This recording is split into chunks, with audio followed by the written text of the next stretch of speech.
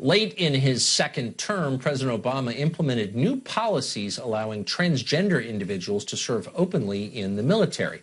Secretary of Defense James Mattis has not reversed that policy, though he has delayed allowing transgender individuals to enlist by an extra 6 months so the military can prepare. How is the military preparing? Well, they've drafted new training manuals, which, among many other things, tell female soldiers they should, quote, accept seeing naked men in the shower. Is all this making our country safer? Patrick Granfield was an Obama national security appointee and a speechwriter for Secretary of Defense Ash Carter, and he joins us tonight. Patrick, thanks for coming on. Tucker, thank you for saving the simplest issue for the last of the week, right into the weekend. I think it may be the simplest issue tonight because, I mean, all changes to military policy ought to answer one question. Does it make the country safer or not? How does this make our country safer? So, Tucker, I think you're right. And when I worked directly with Secretary Ash Carter on a number of personnel reforms, whether it was the repeal of Don't Ask, Don't Tell, whether it was women in combat, or whether it was transgender service, the question was always, does this make our force more effective? And, you know, Ash Carter, he's a physicist. He wants the data. He wants the facts. He's not an ideologue. And neither is General Mattis, who's the Secretary of Defense. And so that's how we approach these questions, but also in mind that we have the finest fighting force. I'm sorry, I got to stop you there. First of all, he's a coward. He's a coward who should have resigned when asked to do this, because in no sense, with the data you described or not, does this make the country safer. And if you can prove otherwise, the floor is open to you. How does this make America safer? So, Tucker, you know, we have to concentrate on the threats of today and making sure that our force is ready and able to fight and win our nation's wars. That's the mission. But at the same time, we have to look to the strategic horizon and make sure that we recruit from the broadest possible pool of America's best. We have an all-volunteer force. We have to draft, or we have to recruit from a number of different communities throughout the country. And in the past, you've seen how the military has expanded to different ethnicities, to different races, to women in combat now. You're not answering the question. I mean, what you're saying is this is a massive social program designed to affirm different communities because they put political pressure on the White House to do that. That's fine. But the Pentagon ought to be only concerned with winning wars and securing our safety. And how does this advance that in any way? Can you just give me make me feel better?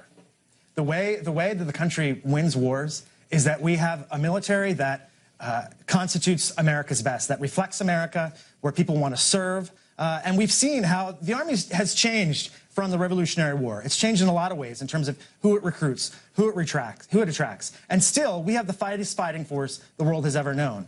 And part of that is that we need to continue to make that true. Okay, but these are just slogans. Look, the military, the Army is now saying that female soldiers have to, quote, get used to and are not allowed to complain about seeing naked men in the shower, because if you self-identify without undergoing any physical changes whatsoever as transgender, the military has to accept your gender designation. If you say you're a woman, you're a woman, you're treated as one, and other women have to just deal with it. And my question is, whatever you think of that, how does that help, for example, the war in Afghanistan? Well, right now there are between 3,000 and 9,000 individuals who are transgender currently serving in the military. And they serve with excellence. They serve with pride. They serve with dignity. And these are the people who, despite all sorts of obstacles, despite all sorts of prejudice, they want to serve their country. And it's their courage, it's their commitment to their country, not their gender identity. I'm not attacking them. No, you're totally missing it. I'm not attacking them at all. And I admire anyone who wants to serve the country. But the question is the country best served by this policy? It's not about empowering individuals. It's about safeguarding the country. No, you're right. So I don't see how this achieves that. And you don't either. You don't have an answer because you know this is a political sop to an interest group that the administration was afraid of. Nobody called them on it because everyone was too embarrassed, didn't want to be called a bigot or something. And so we all sort of sit there and like, what? But nobody said anything. Well, Tucker, I'm not calling you a bigot or anything like that.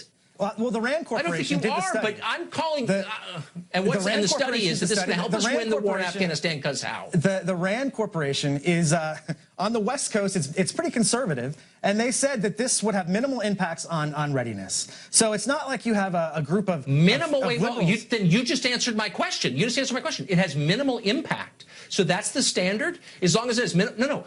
Shouldn't every decision make it a more effective fighting force for the sake of the country it protects. This does not do that. It wasn't made with that question in mind. It was made for other reasons. Well, and that's why Tucker, you guys all should have resigned when they made you do this. Well, then should Secretary Mattis resign that he's continuing it? I don't think so. Secretary Mattis came up with a 6-month. He took a 6-month delay to make sure that the policies are right and that we get the training right, and so that our military can continue to serve and defend this country. Patrick, thank you for the game attempt.